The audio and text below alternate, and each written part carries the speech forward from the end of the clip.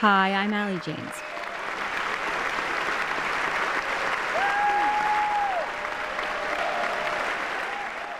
Yesterday, Israeli Prime Minister Benjamin Netanyahu received a long-standing ovation as he entered the chamber of the U.S. House of Representatives.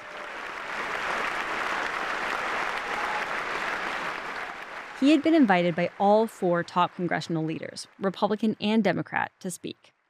America and Israel must stand together.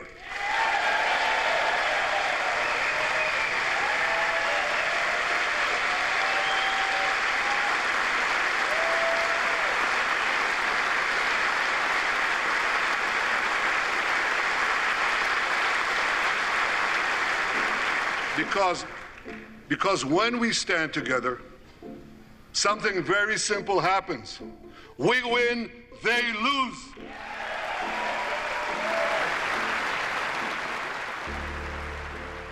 But not everyone was cheering. More than 80 House and Senate Democrats skipped the speech. They included former House Speaker Nancy Pelosi, one of the most respected members of the Democratic establishment, who said that extending the invitation was wrong. I feel very sad that he has been invited.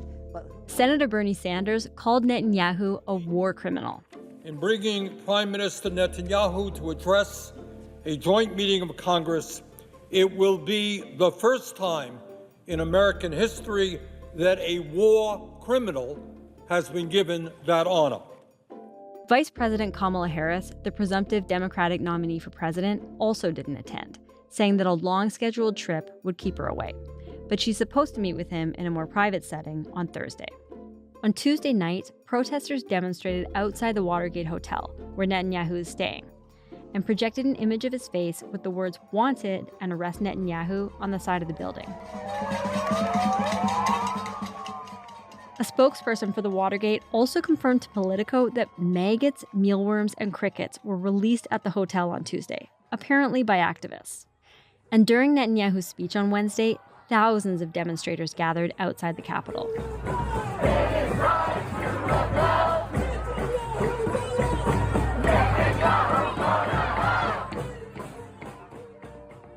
So why, some may ask, at a moment when there's a huge backlash in the U.S. against Israel's military operations in Gaza, which, according to Gaza's health ministry, have killed 39,000 people?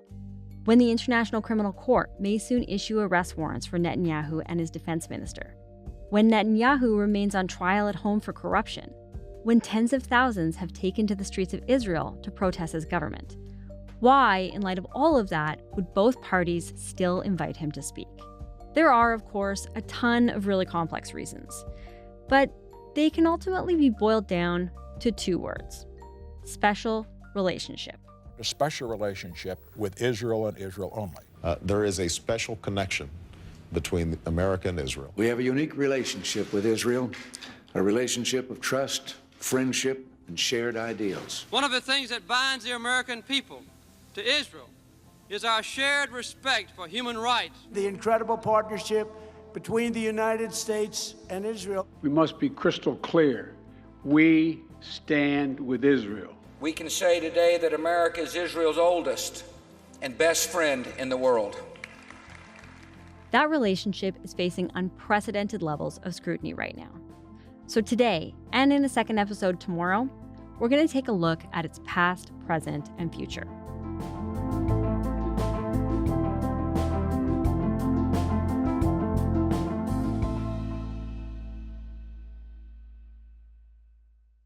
So first, when people say the U.S.-Israel special relationship, what do they mean?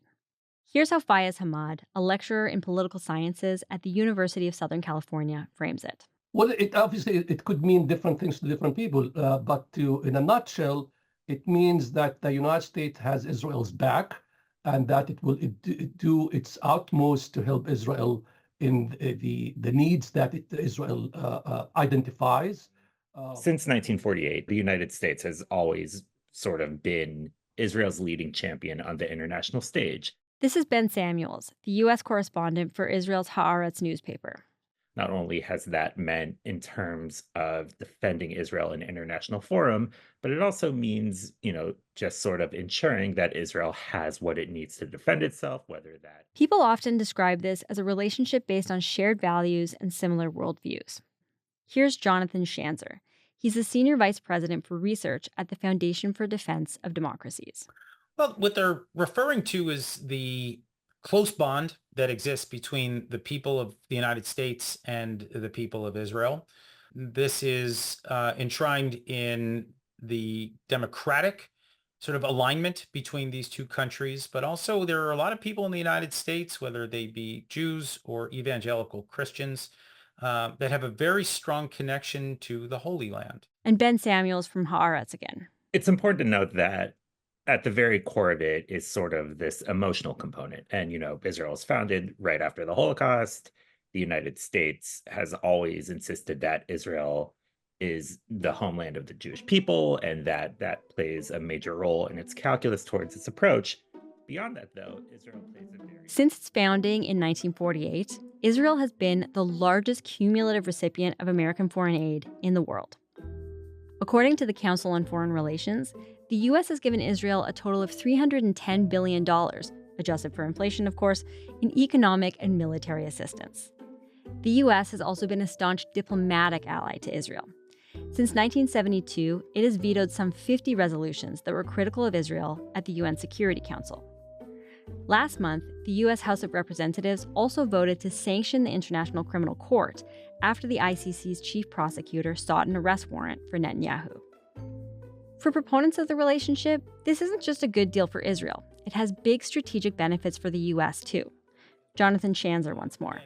The kind of development of cyber tools and weapons and, the sheer number of Nobel Prize winners that come out of Israel and the technology that Israel produces, the fact that Israelis have incredible love for the United States. It's a pro-American country that fights for pro-American values and that fights more often than not against American enemies. Ben Samuels from Haaretz. Israel plays a very important geopolitical strategic role in terms of the U.S. approach to both the Middle East and the world at large. It is sort of a bulwark against all of these other forces throughout the world that are against U.S. interest.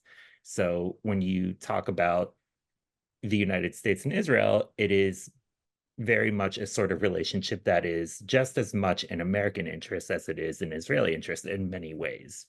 For decades, a majority of Americans have agreed with that idea. But right now, particularly in the wake of the war in Gaza following the Hamas attacks on October 7th, public opinion is shifting, especially among younger Americans. A recent poll from Pew found that only 16% of adults under 30 favor the U.S. providing military aid to Israel for use in the war in Gaza, compared to 56% of those 65 and over. Polls have also found that strong majorities of Democrats and slight majorities of Republicans favor a ceasefire. And of course, there have also been huge pro-Palestinian protest movements in the streets and on campuses. From California to Michigan and along the East Coast, college campuses erupting in protest. Thousands of members of Jewish Voice for Peace New York City and their allies shut down the main terminal of Grand Central Station during rush hour. Pro-Palestinian protesters blocked traffic, calling for an end to military action in Gaza. They shut down the Golden Gate Bridge in San Francisco and stopped vehicles from getting to O'Hare. Pro-Palestinian protesters are blocking the entrances to Lockheed Martin's research campus in the South Bay. Violence at the University of Virginia. Police in riot gear spraying protesters. At least 25 people arrested as officers cleared that encampment. Columbia, where police have arrested nearly 50 protesters who had refused to leave campus. Columbia asking the NYPD to step. Many analysts believe that all of this could actually impact the November election. The Israeli-Palestinian conflict has never really been an issue when it comes to voters and presidential elections. It's always considered sort of a niche issue. This is the first election ever where the Israeli-Palestinian conflict could very well sway the election one way or another. So in this election, some of the key swing states have larger Arab and Muslim populations and younger voters and progressive voters than other states. So some of these states like Michigan, Wisconsin, Pennsylvania, Georgia, they really could capture a large number of voters who have become really disillusioned with Biden's policy toward the Israel-Gaza war. And There's also an unprecedented wave of pushback coming from within the Democratic Party. I think we are kind of in uncharted waters here. You're not going to be able to put the toothpaste back in the tub after this war. I remember 3-4 years ago, like 20 Democrats signed a letter to Biden being critical of Israel's conduct in the war, and that was unprecedented. Now you're seeing dozens and dozens and dozens of lawmakers being critical in ways of Israel that was previously unimaginable. And you're seeing lawmakers make calls for complete frozen military aid to Israel and a complete pause in offensive weaponry. And the center within the debate is really shifting in a way that was really unimaginable in years past, but it was also unimaginable in the aftermath of October 7th. The way that Israel has conducted this war has alienated and frankly horrified a lot of Democrats. And this has sort of given people an opportunity to really take a microscope to the Israeli-Palestinian conflict in a way that hasn't really been done before. And that is causing a lot of people to be reflective of policy of years past and what policy should look like in years to come. But criticism isn't just coming from the left. It's also coming from some prominent America First voices on the right, like media heavyweight Tucker Carlson. If you wake up in the morning and decide that your Christian faith requires you to support a foreign government blowing up churches and killing Christians, I think you've lost the thread. So look, before we talk any more about where this may all be leading, we need to understand how we got here.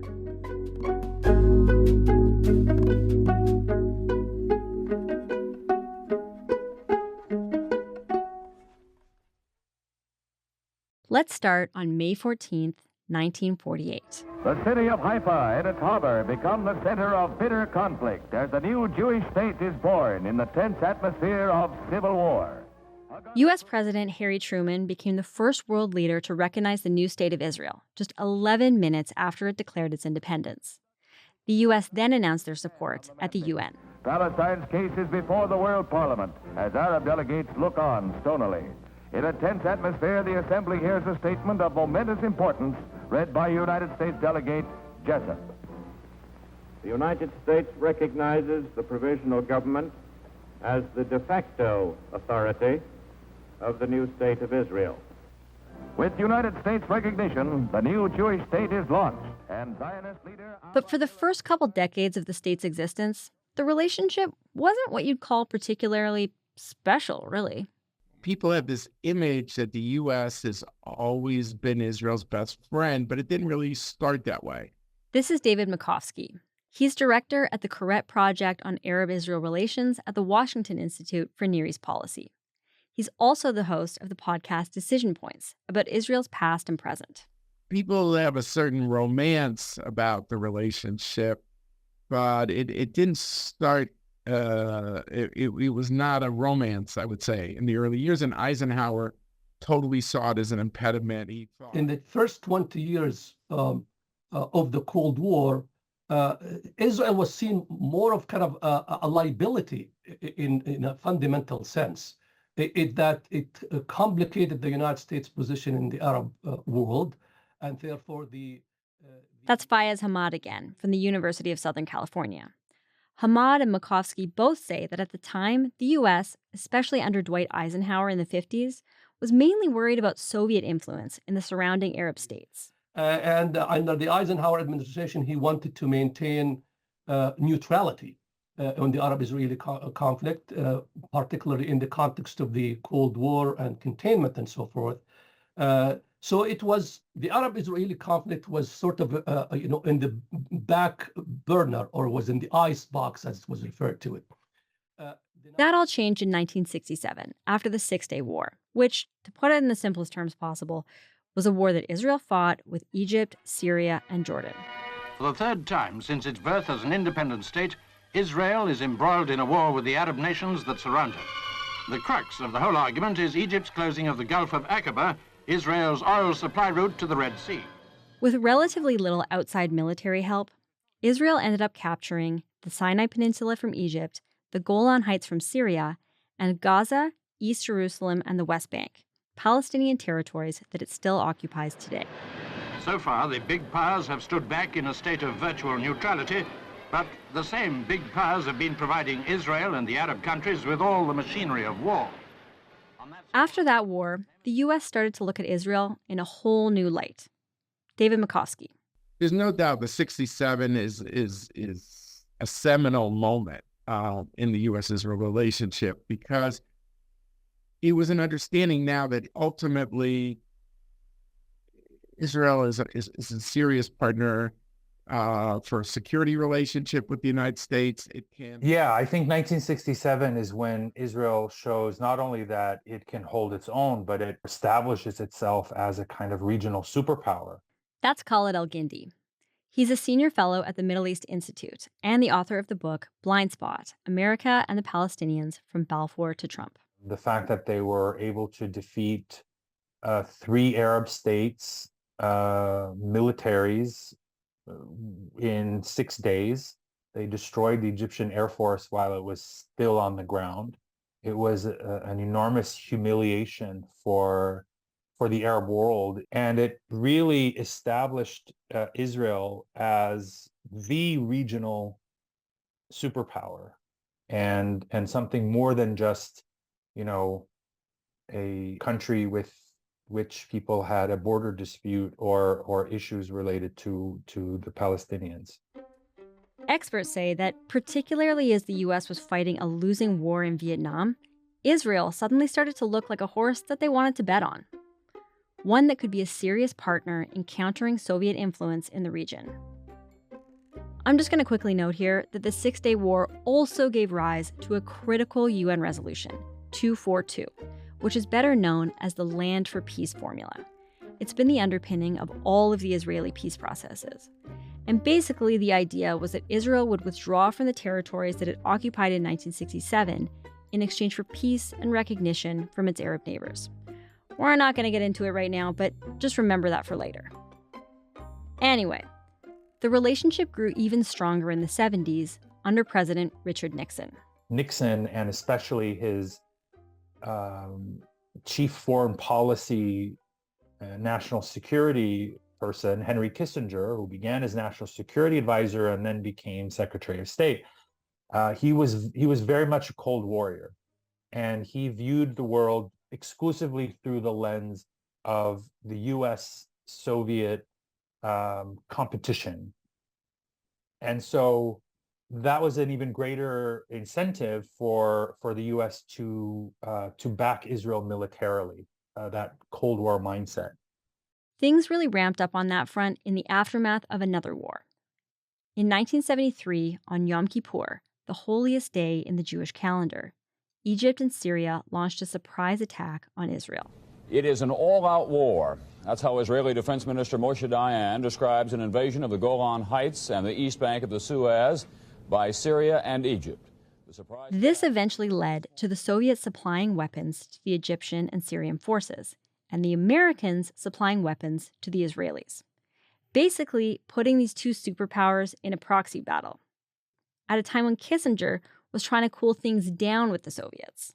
And it took an American airlift and a whole lot of diplomacy to eventually get a ceasefire with the Egyptians and with the Syrians. And in the process, there was a realization, at least in Washington, that we need a broader diplomatic process. We need to resolve these issues.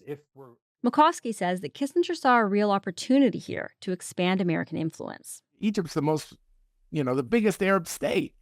And if Egypt is willing to flip from the Soviet kind of orbit to the American orbit, we want that. If we're going to wean Egypt away from the Soviet Union, then we have to offer them something. And the only thing they could offer them was a process that would lead to regaining Egyptian territory. Kissinger ended up negotiating crucial agreements between Israel and Egypt and Syria, which eventually paved the way for major, lasting peace treaties with Egypt and Jordan, and cemented the U.S. as the key player in peace negotiations. We must now demonstrate the advantages of peace. Let there be no more wars or bloodshed between Arabs and Israelis.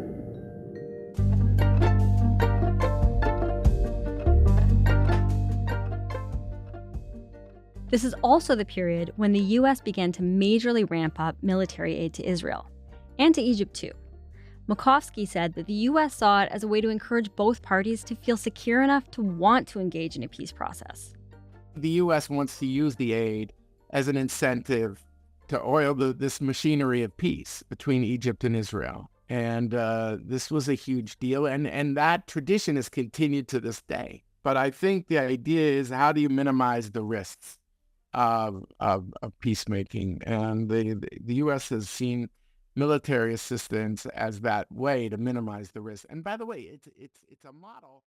Khaled El-Gindi says that in a lot of ways, the special relationship has been crucial to those diplomatic and peace processes. The calculation made in the Arab world was only the United States can deliver Israel.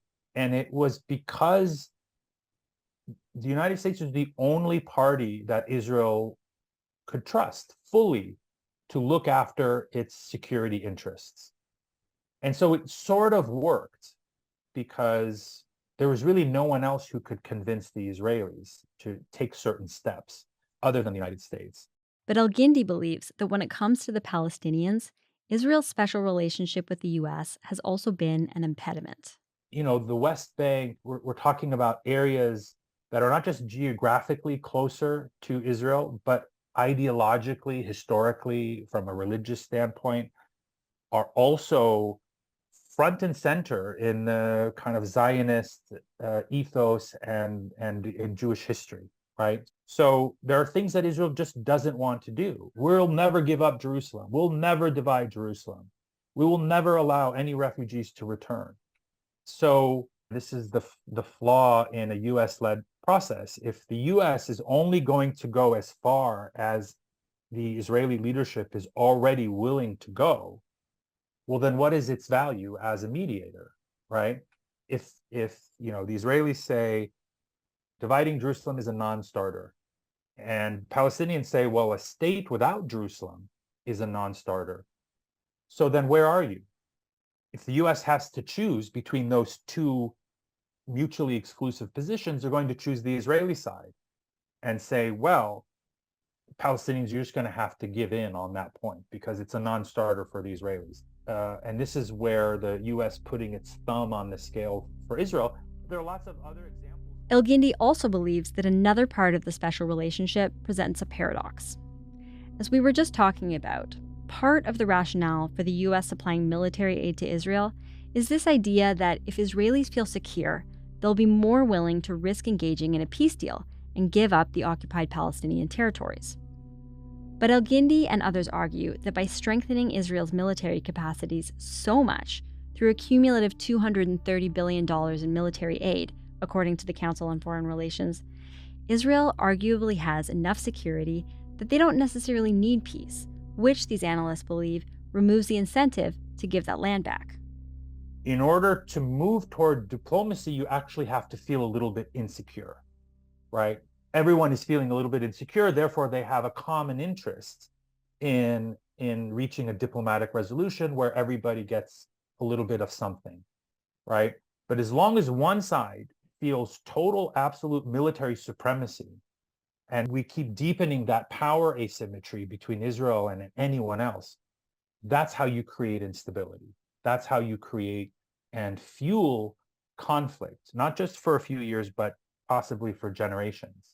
Of course, this security is not absolute, given the nearly 1,200 people who were killed and roughly 250 hostages that were taken in the October 7th attacks by Hamas.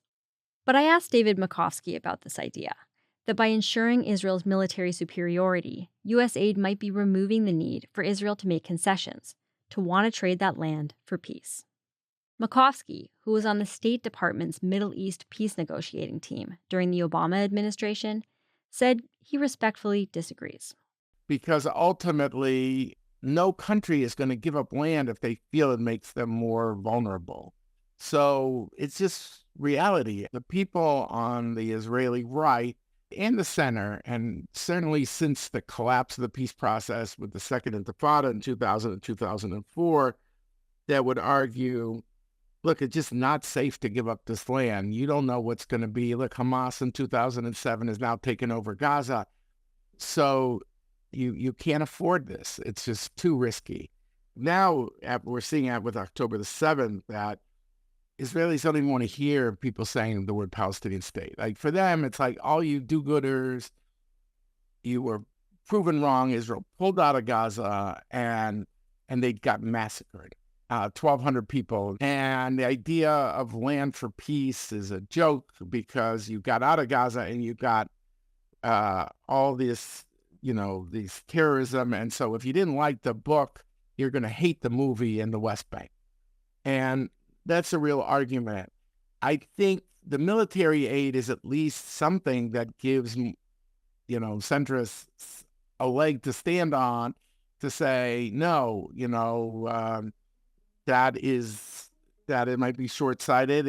It's we are militarily the stronger party, and we can take some risks for peace.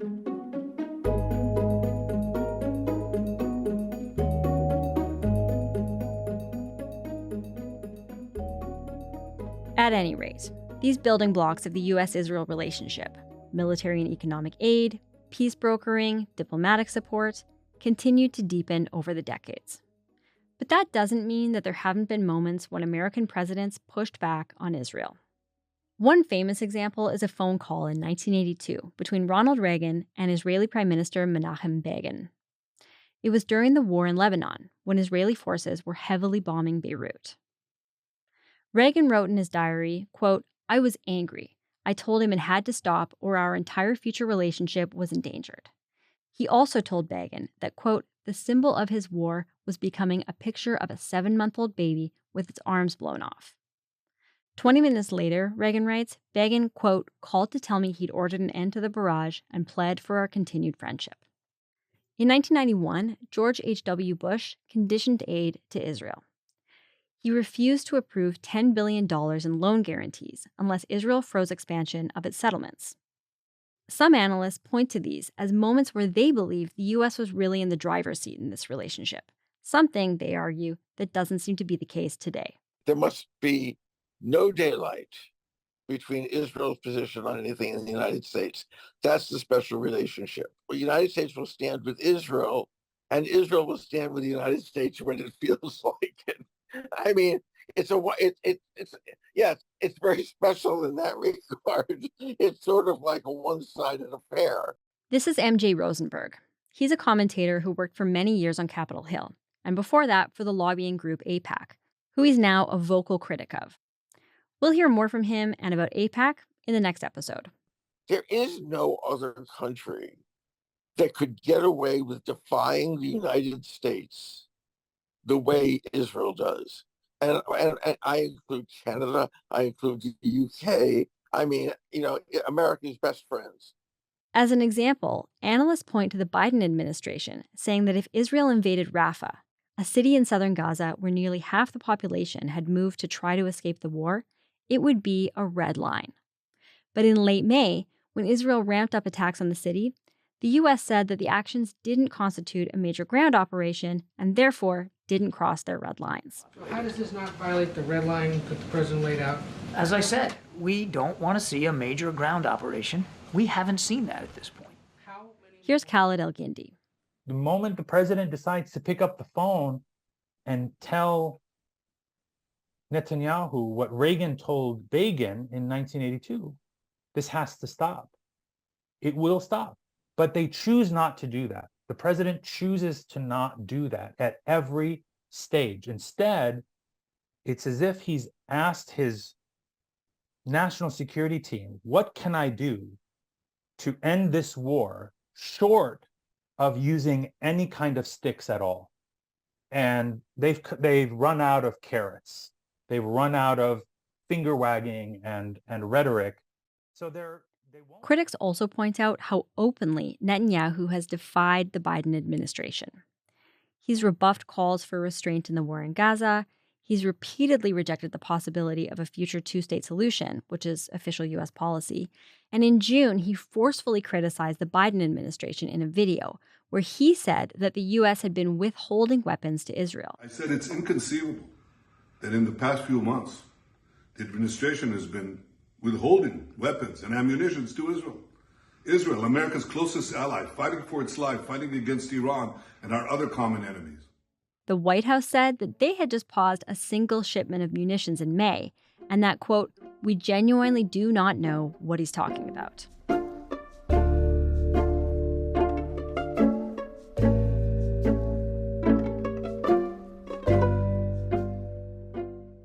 I asked Ben Samuels, the Haaretz journalist, about this criticism of Biden, that some say it doesn't feel like he's in the driver's seat here. Biden, who has known Netanyahu for decades, he has really believed that the way to approach Netanyahu is to keep him close and to give him public support and to use that as leverage for private criticism and pressure. That worked to an extent in the last war between Israel and Hamas in 2021. That really hasn't paid off during this most recent war. And that strategy has sort of ebbed and flowed to varying degrees. But what you're really seeing is that the administration in America is really having a hard time putting the appropriate amount of pressure on Israel to get the policies that it wants to see and to really sort of pull the levers in the way that it does have the capability of. You know, America provides Israel with over $3 billion in military assistance every year. They just passed a supplemental bill that includes $14 billion in emergency military assistance. If the United States wanted to, it could very much leverage some of this military assistance to say, okay, you're not getting these offensive weapons unless there is a dramatic surge in humanitarian aid entering Gaza per day, or unless we see a much stronger commitment on the Israeli military's part to take more care into avoiding civilian casualties. The United States says this rhetorically, and they, offer all of the public comments that they deem sufficient.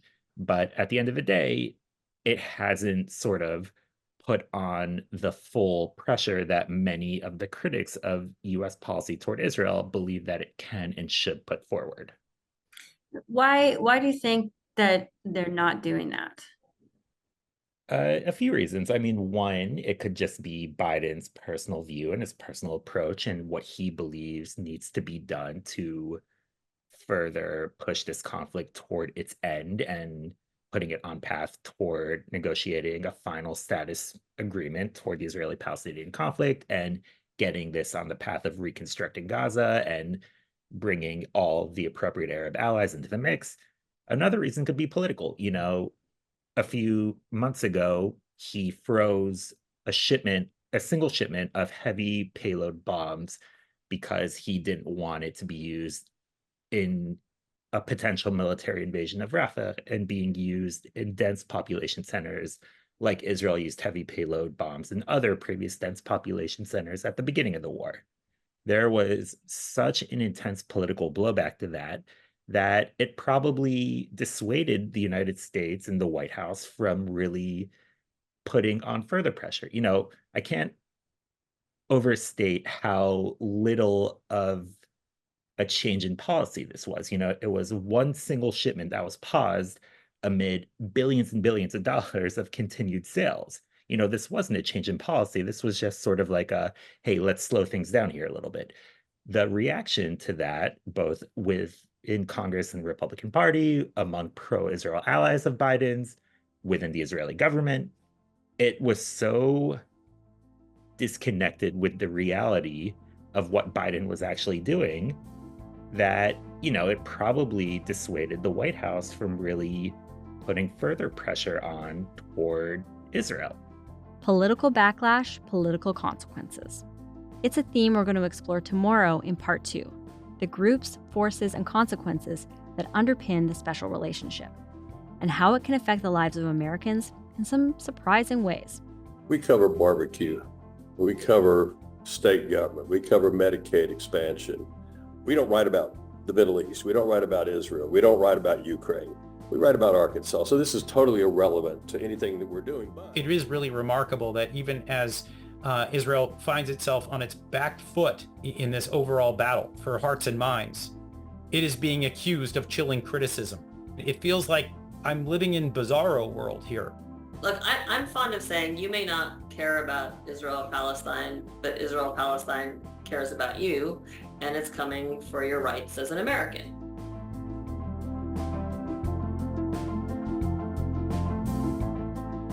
That's all for today. I'm Allie Janes. This is Front Burner, Part 2, coming tomorrow.